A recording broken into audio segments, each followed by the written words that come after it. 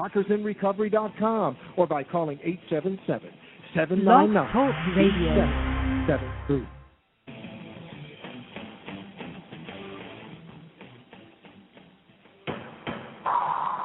Silence calms the mind and rejuvenates the body.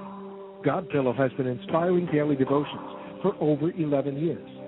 God Pillows are custom made with love and intention. We encourage you to become part of our community. Come visit God Pillow on the World Wide Web at godpillow.com.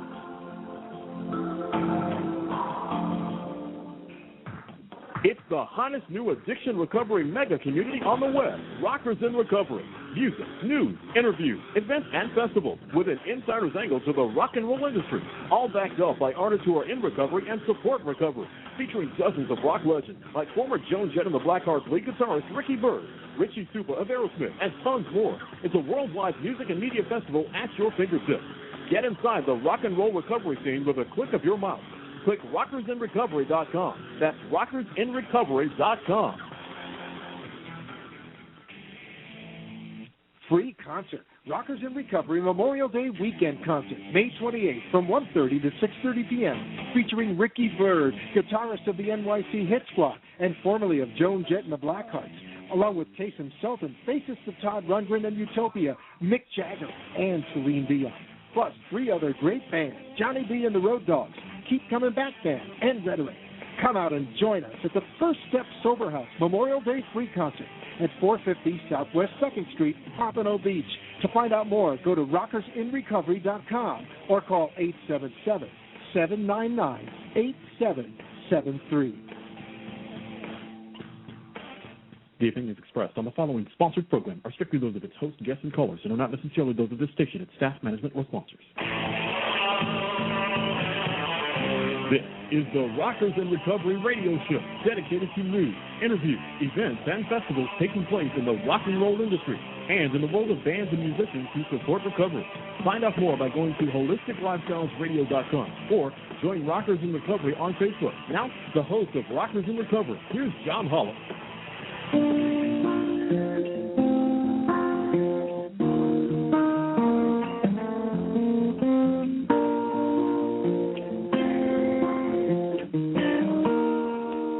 Welcome, ladies and gentlemen. Welcome to Angels Side by Side.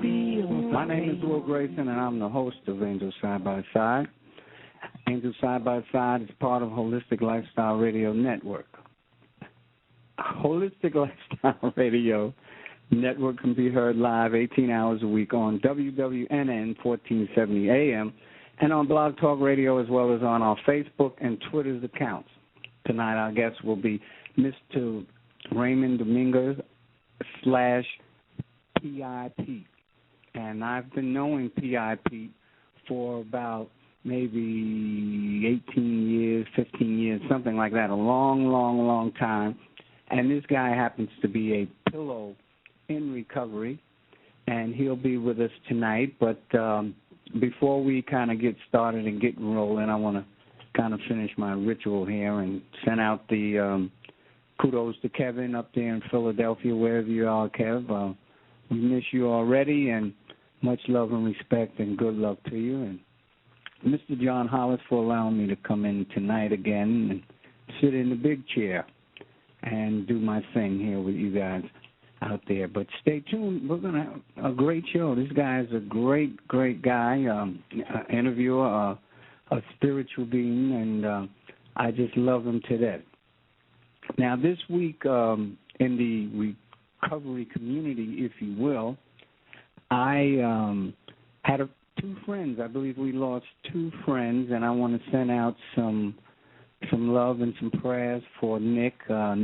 They kind of found him by the roadside up there in Jersey, and he passed, a real young guy, something like 23 or 24 years old, and we lost him, and of course we lost one of my best friends, Punch Out Richie, and I've been talking about him for the last week. Actually, it happened, I think, last week or the week before. So, ladies and gentlemen, this disease of alcoholism or drug addiction is constantly vigilant. It waits for a long time. As a matter of fact, I believe Richie had like 25 years, 26 years, something like that, before he went back into the burning building. And I'm not going to get graphic and real detail. I can just tell you that we stay vigilant here at Holistic Lifestyle Radio, Rockers in Recovery, and we do what we do on air and off air. And I want to send a shout out to the fellas out there in Broward County, Stockade, and I met a couple of guys this week that kind of listen to the show out there, and that's kind of great. God bless you guys out there. Keep on listening. We'll send out some prayers, and when you guys get out, you can get in contact with me, and just call into the station. I'll leave my number. It doesn't matter, but my number is 954-328-2400. I don't really have a problem with that. If you need any help, anybody out there, you can call me. Just call me, and we'll see what we can do. Getting back to Nick and his family, and bringing that message home to them after losing their son, those are the things that really kind of eat you up on this journey and doing what we do outside of doing the radio show here. I do work with the recovering alcoholics and addicts 24/7. I work with the veterans, and that's my niche in giving back to the community as a whole. And anytime we lose any champions in this program, it doesn't matter whether they have one day or 20 years or 30 years or 50 years. It doesn't matter. When the disease comes in and it robs us of our parents or our siblings, and we still have to keep keeping on. I like to tie most of the stuff, if not all the stuff, because sometimes people think that, it ain't reality if we don't deal with reality. Well, reality for me is based, again, in the steps, and we always talk about that, at least I do. I believe that is where I found my freedom. And, again, my heart was a little sad and heavy today when I found the news out about Nick, because I worked with Nick for a minute there. And, the thing that got me, that gets me most time working with addicts and alcoholics and breaking down the barriers to let folks out opposed to letting folks in, to let oneself out, is that there could never be a change in attitude with him. And he got it to a degree, except for the attitude. And they told me if I didn't have a profound personality change in attitude and behavior, that I would continue to go back in to the burning building. So today, ladies and gentlemen, I am here and I am speaking to you about, again, how cunning, baffling, insidious this disease is that is constantly vigilant and positioned to take your life. And a lot of times, I know for myself, I'll talk about me, I bought into that sort of stuff. The poor me's and why me? And why couldn't it be somebody else? And why did I have to be born and be suffering from this stuff? Why can't I drink or do something and be normal just like everybody else? And I don't know what normal means. The only thing I know about normal is probably on the washing machine dial or something like that, but I don't know what that means. I don't know what it looks like, but I have an idea on how people put people in categories, and I like to say that it's truly normal for one to continue on a spiritual quest and to walk side by side with the God Squad here, us here at Holistic Lifestyle Radio and Rockers in Recovery, and Angels side by side. I've been using that term a lot because I feel that in my heart. So I think we may be going to a break maybe in a couple of minutes, and we'll be back. I think we got a couple of minutes, but I'll bore you when we come back. I'm glad you were listening, but we'll be back with PIP. Stay tuned, stay in there, hang in there. We'll be right back from our commercial break and our sponsors.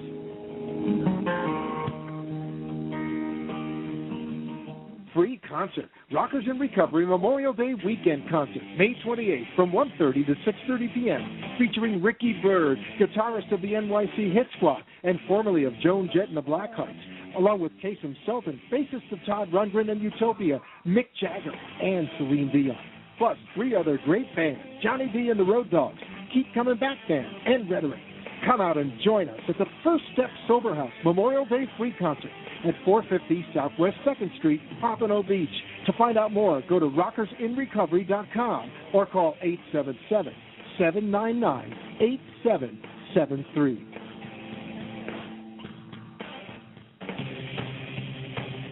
In the fast-paced world we live in, it's hard to find a company that has an impeccable reputation based on professional skill and knowledge, coupled with a strong work ethic, honesty, and integrity. Welcome to the world of Canatelli Builders Incorporated. Specialists in custom residential and commercial construction for 3 generations, CBI finishes the job as agreed and on time. Browse our website at www.canatellibuilders.com, read the testimonials, then call us at 954-977-2775 and let us add your name to our list of satisfied customers. While at the site, be sure to follow the link for complete information about Chinese drywall and what it may mean to you. Integrity, ethics, honesty, knowledge, performance, service, experience, Canatelli Builders. 954-277-2775. Canatelli Builders, the official contractor for the Florida Panthers. Silence calms the mind and rejuvenates the body. God Pillow has been inspiring daily devotions for over 11 years. God Pillows are custom made with love and intention. We encourage you to become part of our community. Come visit God Pillow on the World Wide Web at godpillow.com.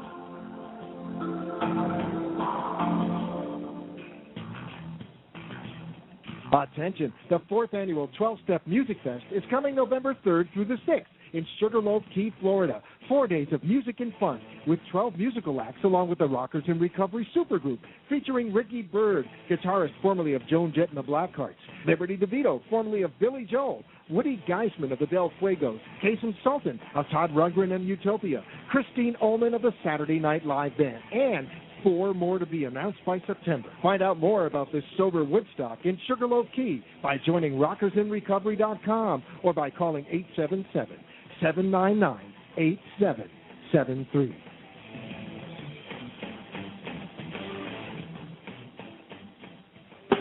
You are listening to the Holistic Lifestyles Radio Show, brought to you by Holistic Lifestyles Radio Incorporated. For more information about the show and our sponsors, be sure to visit our website, holisticlifestylesradio.com. That's holisticlifestylesradio.com. Now, back to today's show.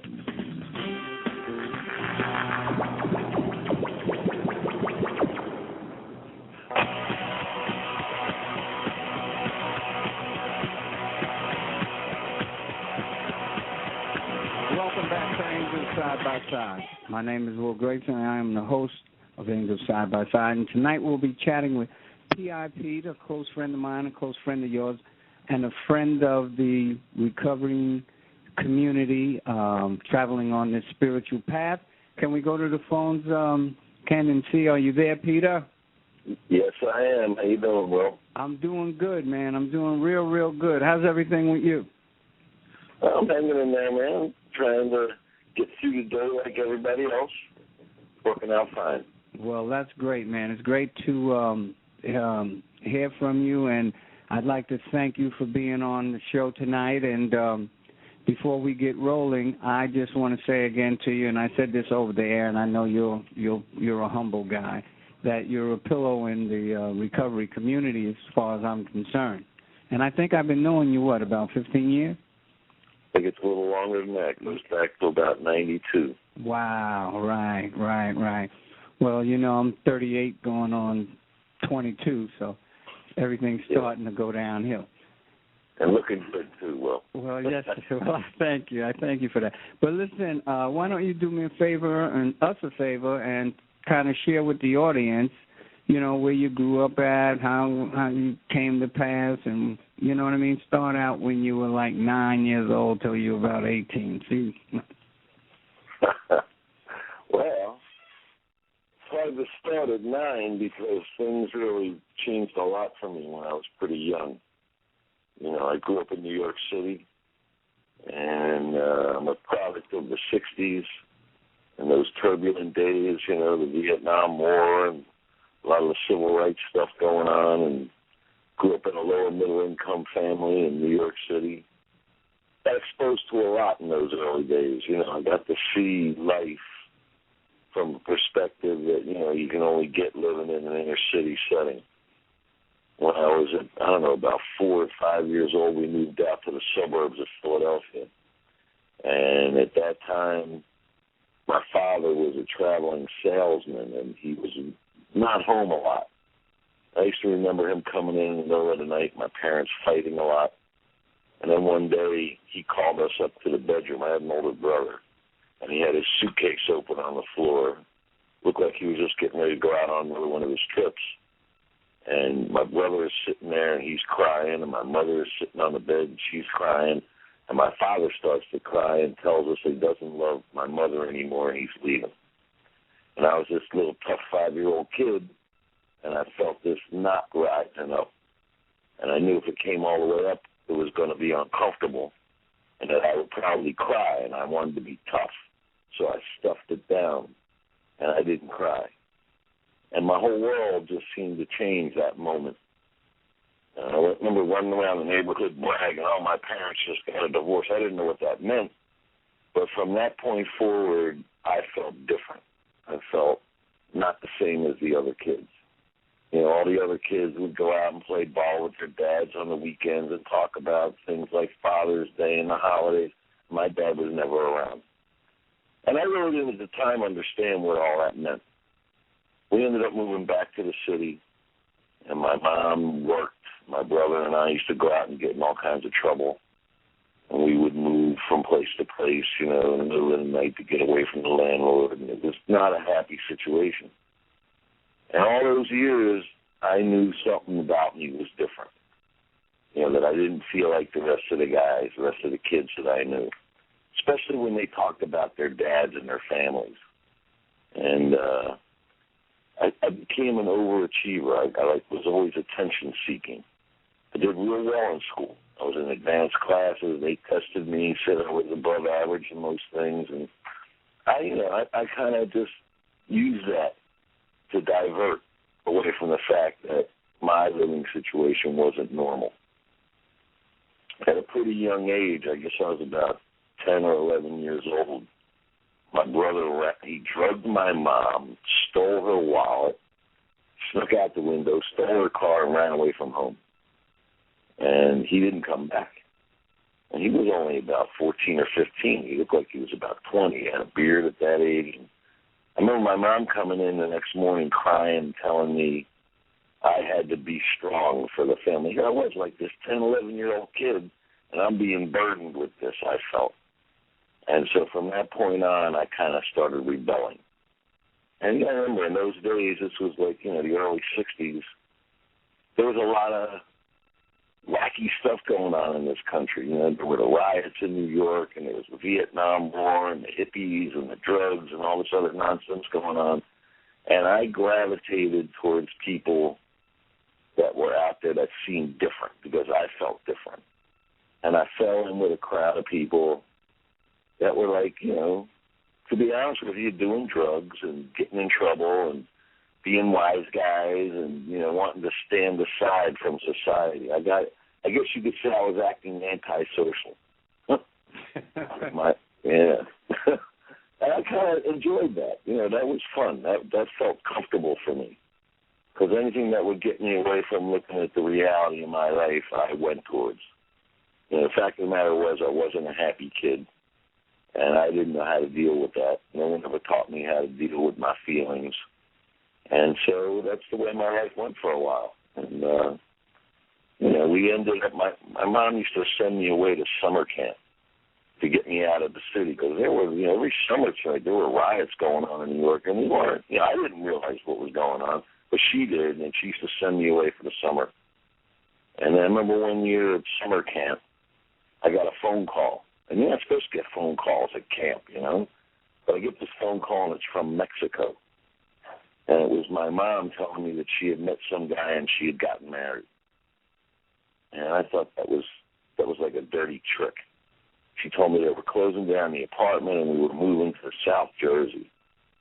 And I never got a chance to say goodbye to my friends or anything like that. This was the same year that my brother had run away.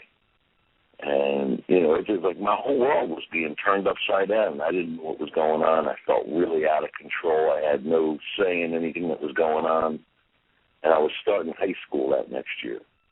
And we moved into this place in South Jersey in the suburbs of Philly across the river.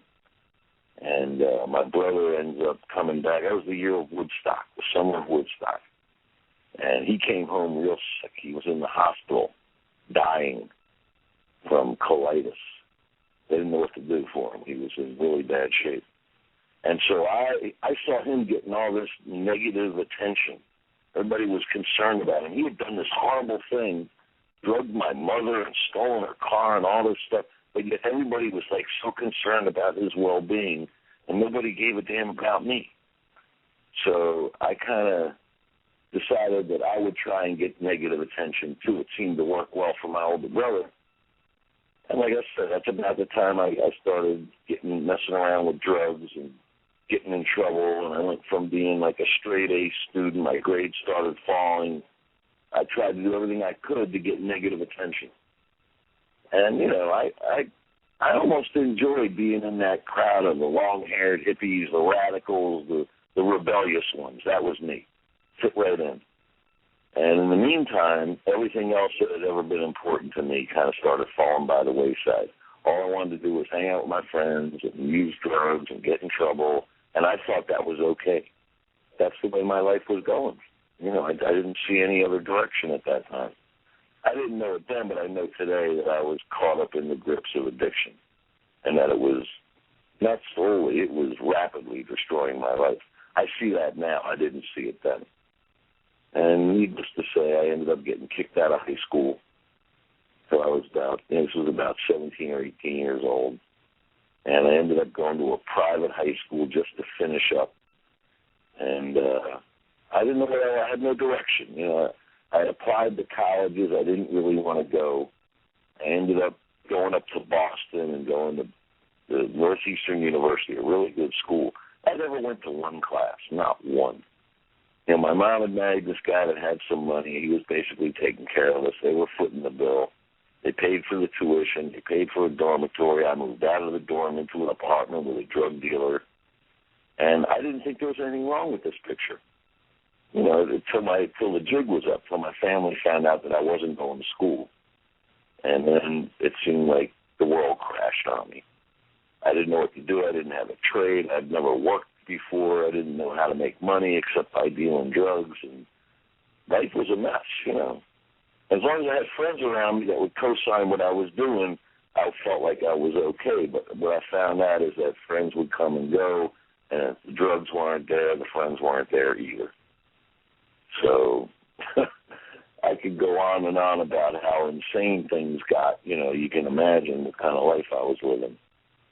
And I ended up moving back down to the Philadelphia area, took an apartment in Center City, Philly. And I proceeded to continue to get in trouble. I was messing around. I took a job working for an illegal company. I was working under the table. I was taking a huge risk, never realizing what the consequences could have been, until one day I got shot at. Fortunately for me, I didn't get hit, and that scared me. I realized that, I'd seen people dead before in the streets, and for the first time dawned on me that maybe what I was doing was dangerous. And my parents at that point had moved to Florida, and I was there in Center City, Philly. This was the bicentennial summer. And that was a party in Philly. That was a good time. The Philadelphia Flyers had won the Stanley Cup. I had an apartment in Center City. I was sort of staying in and out of trouble. Never got arrested and went to jail and did time. I've been arrested many times for little things, but I never got convicted of a felony. I was lucky. Like I said, I got shot at once during a dope deal. It went bad, and things were getting a little too crazy for me. So I decided I was going to pack it up and move to Florida. This was back in 1876. And when I got to Florida, I kind of bunked in with my older brother who had moved down there. And needless to say, he survived his illness. But things, again, I had no trade, no skill. And yet at the same time, I had all these high values. I always thought that getting an education was important.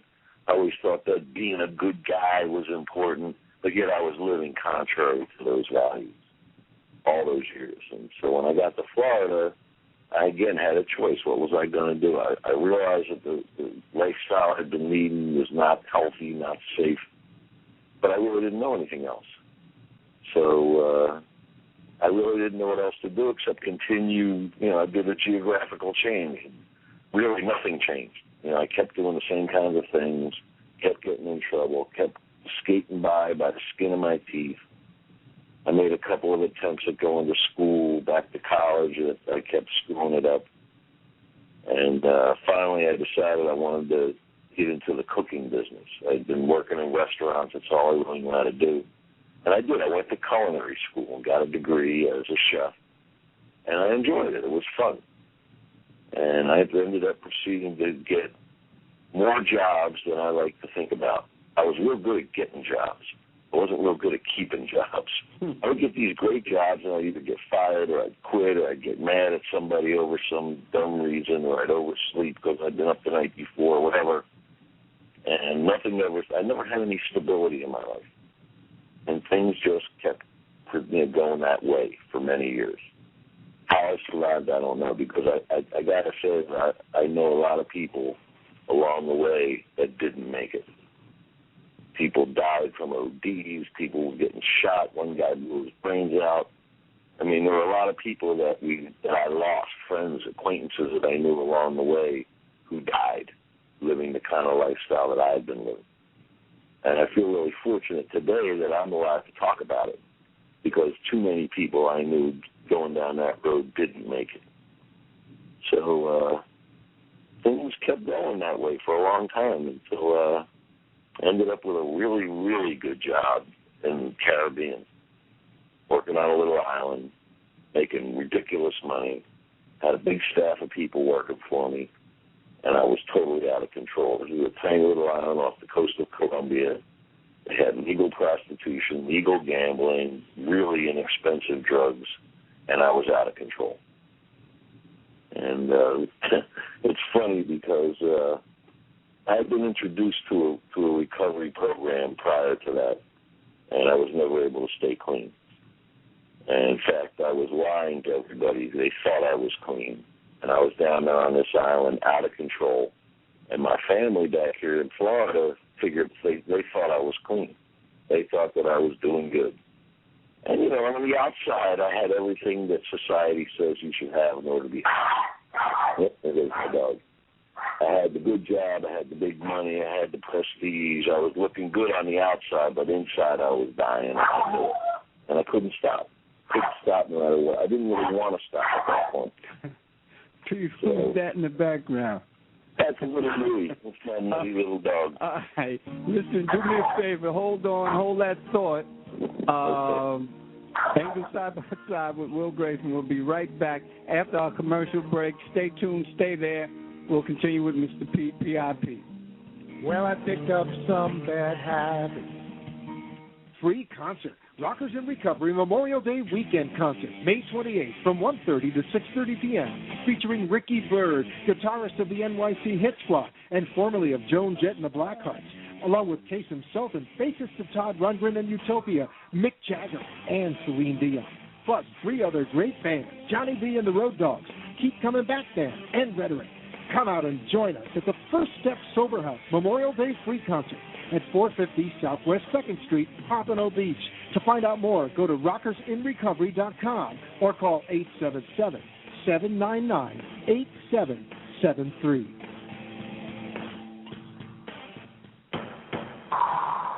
Silence calms the mind and rejuvenates the body. Godpillow has been inspiring daily devotions for over 11 years. Godpillows are custom made with love and intention. We encourage you to become part of our community. Come visit Godpillow on the World Wide Web at godpillow.com. If you have a passion for helping people, you may be a perfect candidate to become a certified addiction professional, and there's no better place than the Academy for Addiction Professionals in Fort Lauderdale.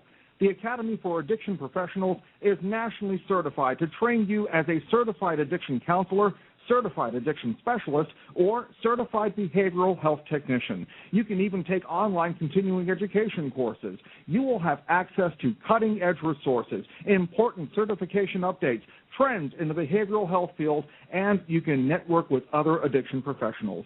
Turn your passion into your profession. Contact the Academy for Addiction Professionals in Fort Lauderdale, 877-824-0001. That's 877-824-0001, or online at www.addictionacademy.com.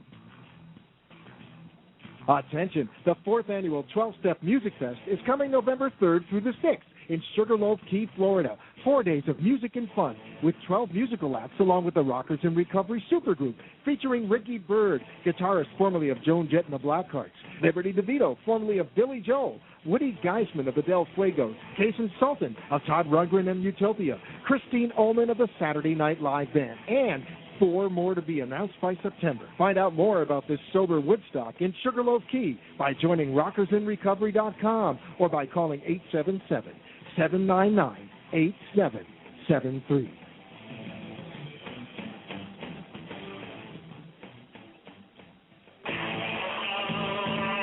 You are listening to the Rockers in Recovery Radio Show.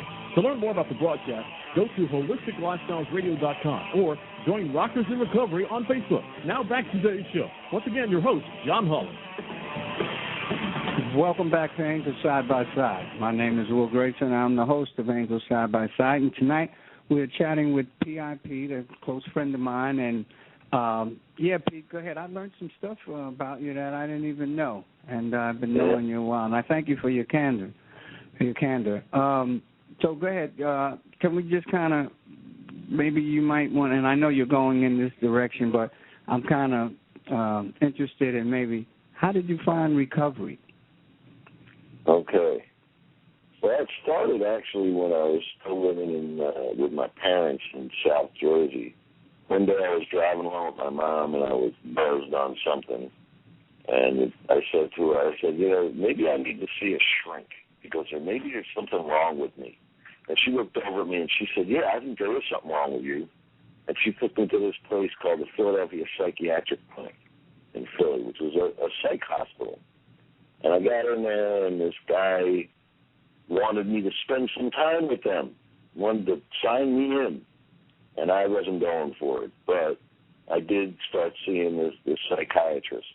It wasn't a psychiatrist. In those days, it was a psychiatrist. And he was psychoanalyzing me. And he told me that I could be completely honest with him. He didn't mention any type of 12-step recovery programs. He knew that my problem was that I was blacked out on drugs at a pretty young age. And it turns out that everything I told him, he told my parents, because I was a minor. And so I learned real early on not to trust anybody that claimed they were trying to help me. And again, no one had ever mentioned recovery or a program or 12 steps or anything like that. I'd heard of AA, and I pictured the old trunks laying on the Bowery in New York, sleeping under benches with the empty bottles laying next to them, and that wasn't me.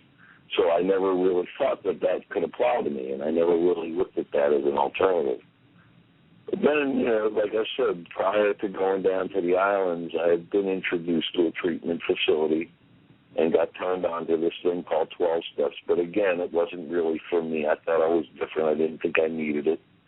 I had no problem seeing that my life was unmanageable, but I really didn't want to bite down on the fact that I was powerless over anything.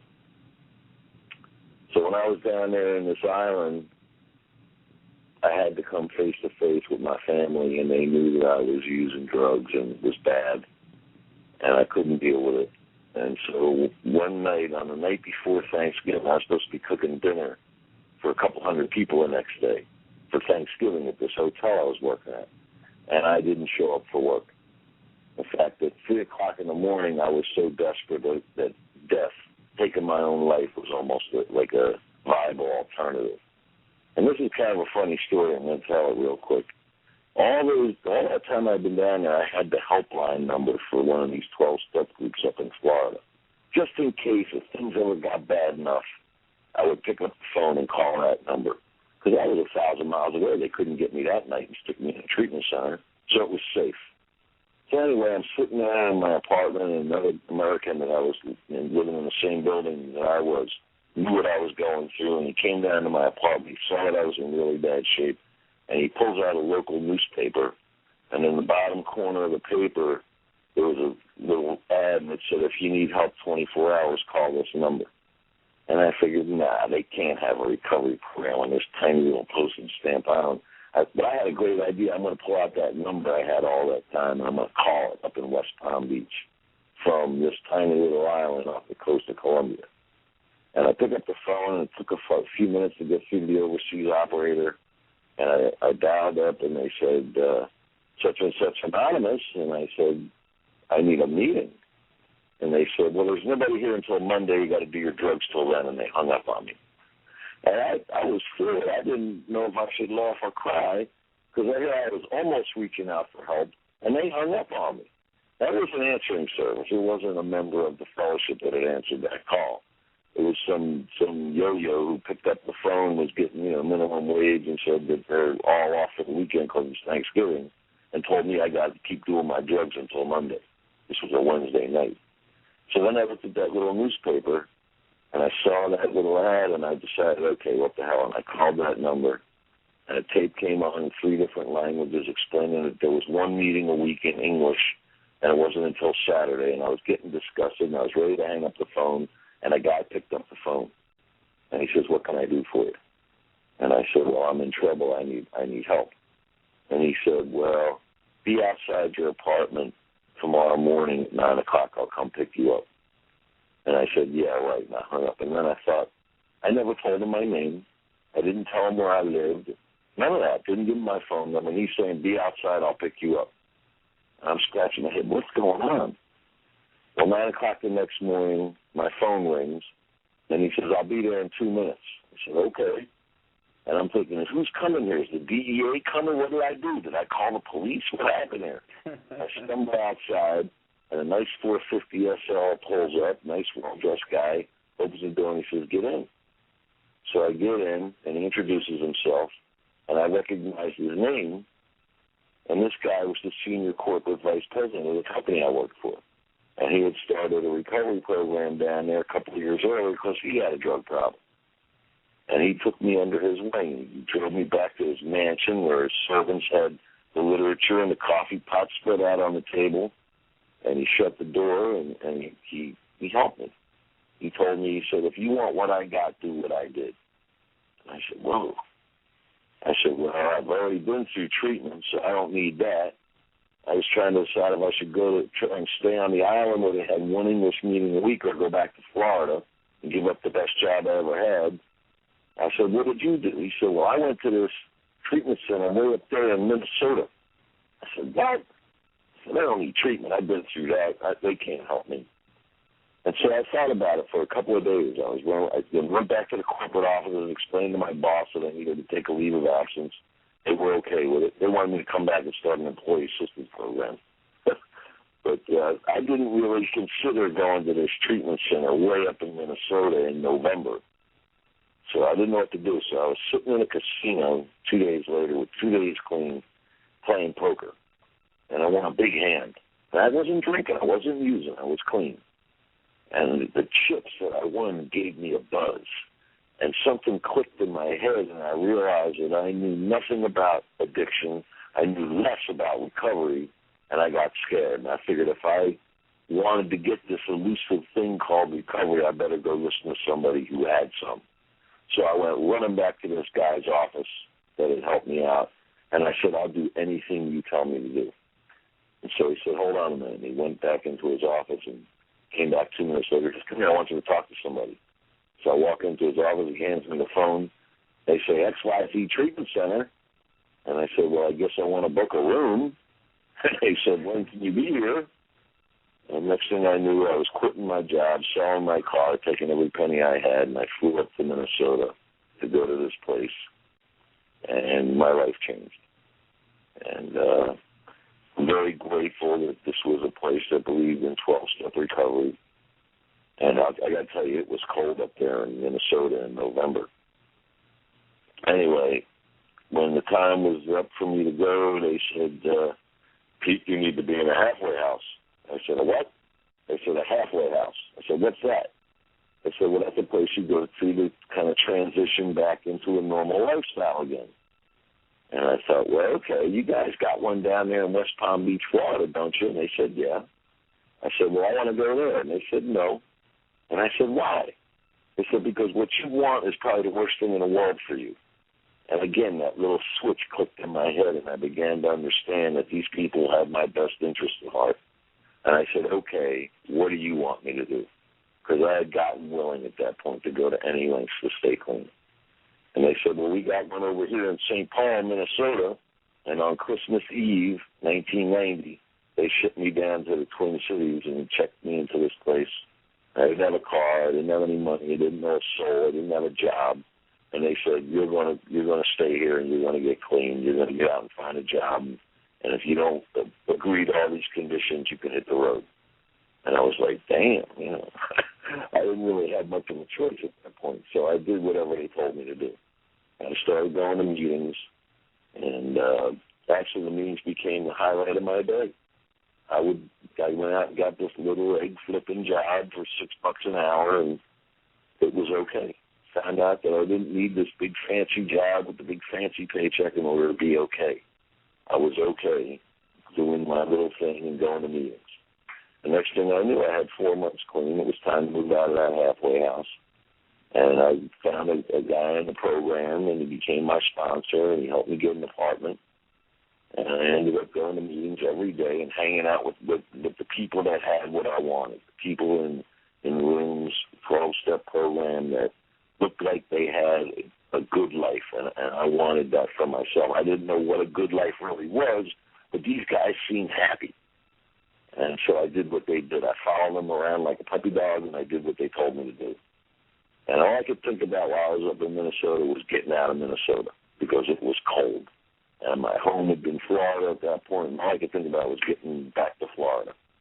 And I bounced it off of these guys. I said, well, you think it's time for me to go? And they said, no. They said, you need to get stable. You need to get your life back together. I ended up staying up there 1.5 years. And when time finally came that they told me it was okay to go home, I had met a girl by then, and I asked her if she wanted to come to Florida with me, and she said yes. And so the two of us moved down here to the Gold Coast area in Fort Lauderdale. We got an apartment, and we started going to meetings down here and getting hooked in with the fellowship down here.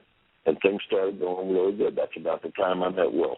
Yes. Now, on that note, could you just hold it? We got to break, and I just want you to hold that thought, and we'll be right back, ladies and gentlemen, with PIP, very close friend of mine, and after our commercial break. So stay tuned, hang in there.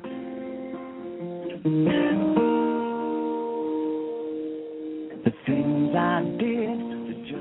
Attention, the 4th annual 12-Step Music Fest is coming November 3rd through the 6th in Sugarloaf Key, Florida. 4 days of music and fun with 12 musical acts along with the Rockers in Recovery Supergroup featuring Ricky Byrd, guitarist formerly of Joan Jett and the Blackhearts, Liberty DeVito, formerly of Billy Joel, Woody Geisman of the Del Fuegos, Jason Sultan of Todd Rundgren and Utopia, Christine Ullman of the Saturday Night Live Band, and 4 more to be announced by September. Find out more about this sober Woodstock in Sugarloaf Key by joining rockersinrecovery.com or by calling 877-799-8773.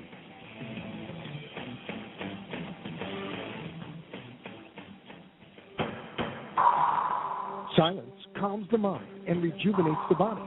God Pillow has been inspiring daily devotions for over 11 years. God Pillows are custom made with love and intention.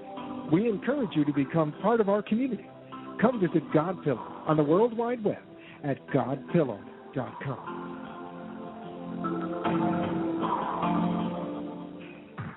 It's the hottest new addiction recovery mega community on the web, Rockers in Recovery. Music, news, interviews, events, and festivals with an insider's angle to the rock and roll industry, all backed up by artists who are in recovery and support recovery, featuring dozens of rock legends like former Joan Jett and the Blackhearts lead guitarist Ricky Byrd, Richie Supa of Aerosmith, and tons more. It's a worldwide music and media festival at your fingertips. Get inside the rock and roll recovery scene with a click of your mouse. Click rockersinrecovery.com. That's rockersinrecovery.com.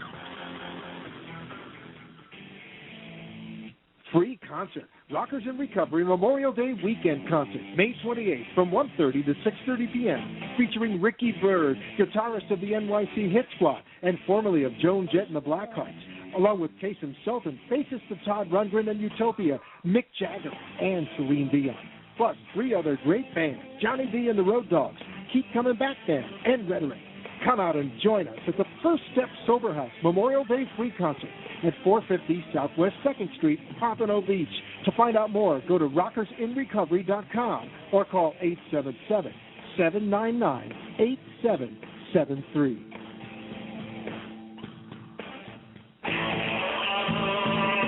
You are listening to the Rockers in Recovery radio show. To learn more about the broadcast, go to holisticlifestylesradio.com or join Rockers in Recovery on Facebook. Now back to today's show. Once again, your host, John Holland.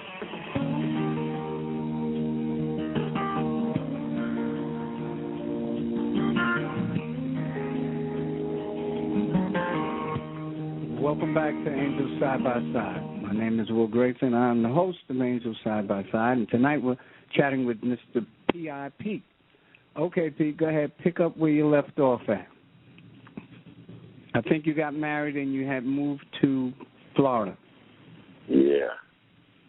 Well, you know, I was so relieved at that point just to not be using every day. And then, you know, my life began to change. I began to work steps. I got a couple of really good sponsors along the way that helped me and guided me. And I want to tell you one little story about something that happened right after I moved to Florida. I changed sponsors, and I ended up with a fellow that some of y'all listening might know. His name was Gary H. And this was a guy, he was a service warrior. This is a guy that believed in taking a shirt off his back and giving it to you even if you didn't want it. That's the kind of guy he was. He would go out of his way. He would pick people up in the middle of the night, take them to Denny's, sit and have coffee with them until the first meeting started the next morning, and then take them to a meeting. That's the kind of guy he was. And I respected that. I admired that. So when I asked him to sponsor me, he didn't hesitate. He said yes. He told me I had to get involved with doing service work in the fellowship in the recovery program. And I didn't really understand a whole lot of what that was about. But I was willing, again, to go to any lengths to stay clean, and I was willing to do what I was told, like a good little recovering person. So anyway, I got a position as a GSR, group service rep for my home group. And I went to my first area service meeting, and I sit down and I'm looking at the minutes from the previous month, trying to figure out what the heck everybody was talking about. And Gary sits down next to me, and he pokes me in the ribs, and he says, "Raise your hand." I said, "What?" He says, "Just raise your hand. Shut up and raise your hand." So I raised my hand, and somebody says, "I nominate Pete for the chairperson for public information," which is where I got my moniker, P.I. Pete, P.I. I didn't know what I was doing, and all of a sudden, guy says, "Motion to close nominations and vote now."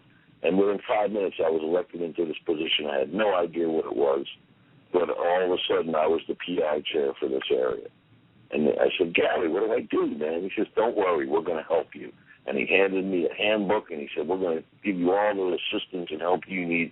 You're going to be doing this kind of service work." And I said, "Okay." I didn't know what I was doing, but they did. They taught me. They helped me. They showed me how to do it.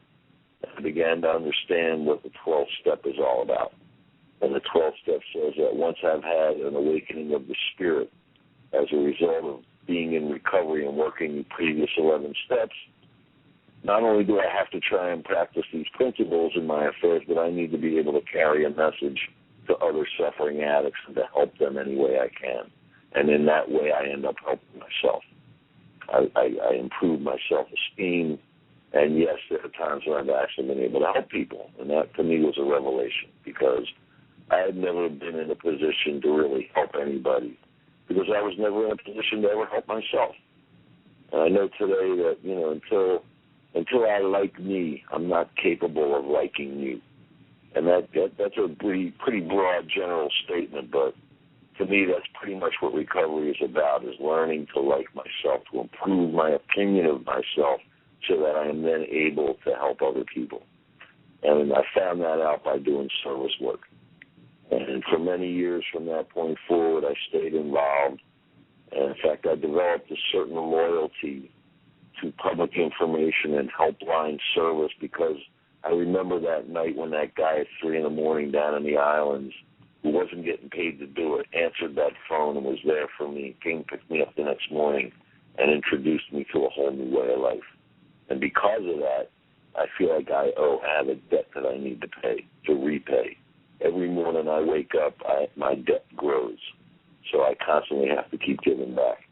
Yeah, I've had the opportunity to be involved with service work at pretty much every level, from the group level to the area level to the regional level to the world level.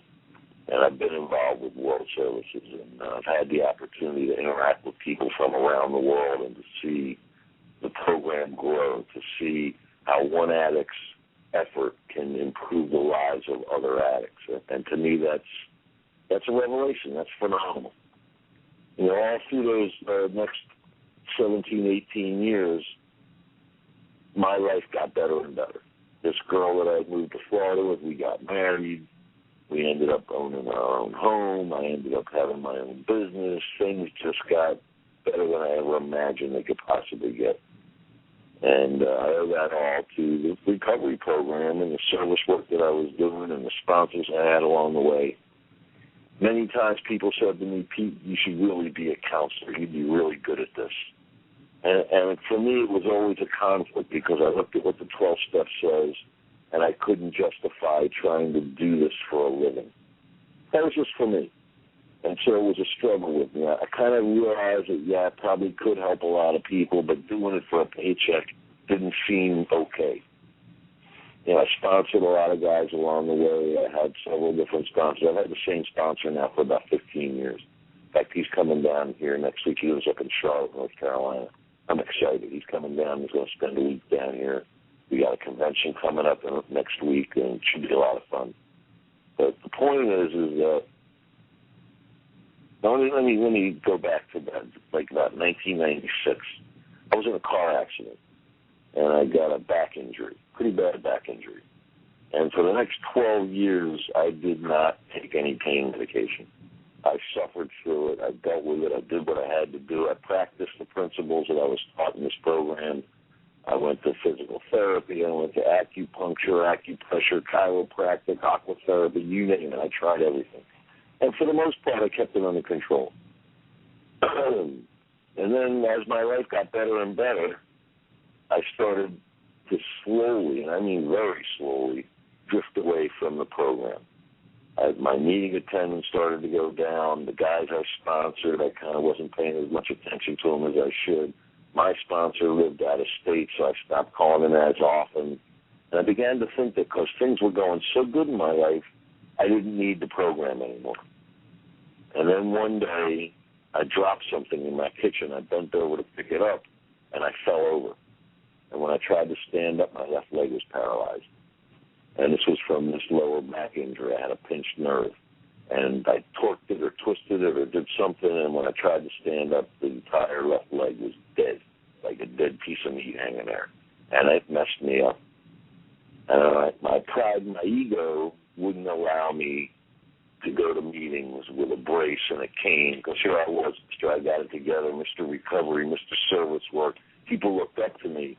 My pride and my ego prevented me from going and asking for help. And because I had been pulling away from the program, it was real easy for me to start isolating. And finally, when the pain got really bad, I made a conscious decision to go see a doctor and ask for pain medication. With 18 years, I relapsed. And the reason I don't like talking about this, but it's part of my story, and I need to be honest about it. The consequences of that were dramatic and fierce and fast. And I'm lucky to be able to sit here today and tell you that I survived it. I was wrapped up in painkillers for about a year and a half. I wasn't getting drugs on the street. I wasn't drinking. I wasn't smoking pot. None of that stuff. I was strictly using prescription medication from a doctor, one doctor. And it got to the point where I wanted to, again, blow my brains out. I felt just as bad as I did that night down in the islands when I couldn't face reality. And fortunately for me, because I had a lot of friends that were in the program and in recovery and worked in the field, I picked up the phone, I called a friend, and I asked her for help. And she directed me to a detox center. The next morning, I checked myself in and did a 10-day taper and got off the meds. And then the real hardest day of my life was the day I got out of there, and I had to walk into a meeting and pick up a white chip and tell everybody that I screwed up. And that was really difficult. But I'm happy to tell you that was almost 2 years ago now. And I'm back, and things are slowly getting back together. I do have a serious back condition, and I've had to make a change in careers. And I did. I went back to school, and I'm studying to be a certified addiction professional. And that's what my life is all about today. You know, I'm real involved in service work again. I happen to have the same PI position, public information chair position I had in 1992, the year I met Will. I have the exact same position now with the same area, doing the same thing. And it's working for me. Yes. Let me just kind of interrupt you. I apologize for that because we're kind of getting ready to go out.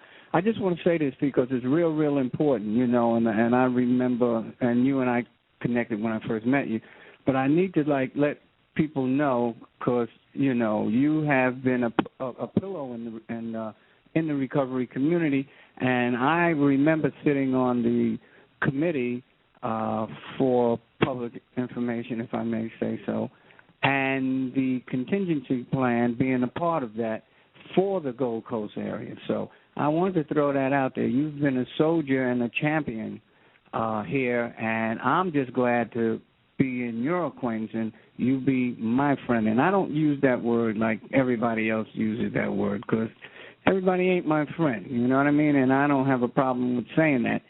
And I don't need that validation. But when I see you, my heart laughs. You bring laughter to my heart, and you are still one of the guys, man, that motivate me to do service. I'm back in service based on you being in service, and I just wanted to tell you that.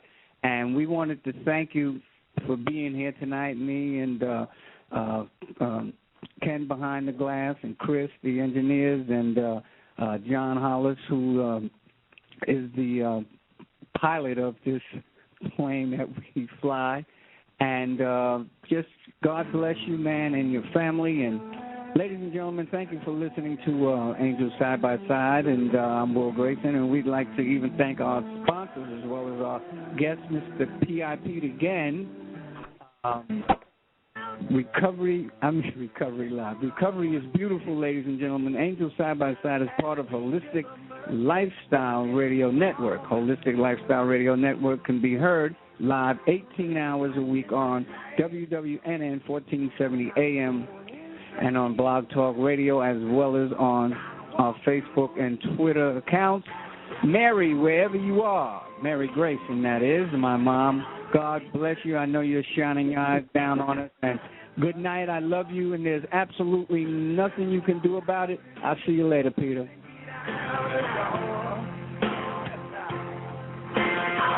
Thank you for listening to the Holistic Lifestyles Radio Show. This program is sponsored by Holistic Lifestyles Radio Incorporated. Join us every day right here on AM 1470 WNN.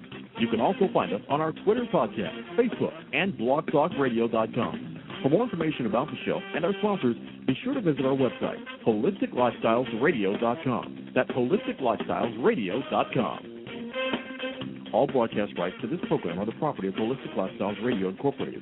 Rebroadcast of any portion of this program without express written consent is prohibited. The opinions expressed on this sponsored program are strictly those of hostess and callers and are not necessarily those of this station, staff, management, or sponsors.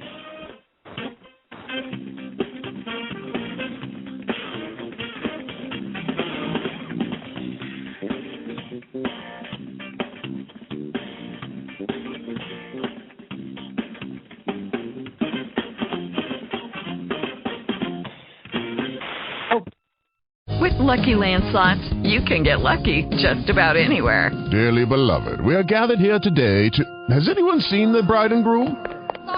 Sorry, we're here. We were getting lucky in the limo and we lost track of time. No, Lucky Land Casino, with cash prizes that add up quicker than a guest registry. In that case, I pronounce you lucky. Play for free at LuckyLandSlots.com. Daily bonuses are waiting. No purchase necessary. Void where prohibited by law. 18+. Terms and conditions apply. See website for details.